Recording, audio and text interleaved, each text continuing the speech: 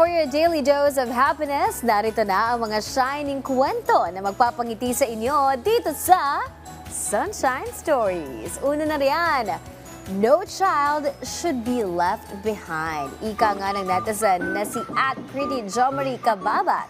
Sa kanyang viral video, mapapanood ang pagbisita niya sa isang estudyanteng na ospital. At para hindi magpaiwanan sa klase, napag-desisyon na ni ma'am na doon na mismo magpa-oral recitation.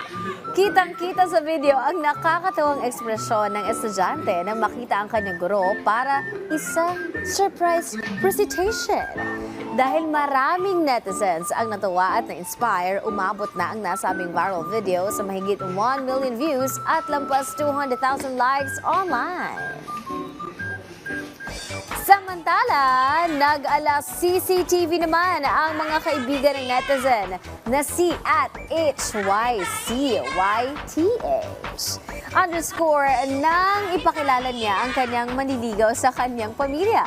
Ang dapat sana na support system, tila naging mga marites na nakiusyoso at nakichika na rin sa mga pangyayari. Sa dami ng naaliw, sa nasabing viral video, umabot na po ito sa mahigit 2 million views at may lampas 300,000 likes online. At yan na muna ang mga set ng pampag-good vibes na kwentong hatid namin sa inyo dito sa Sunshine Stories.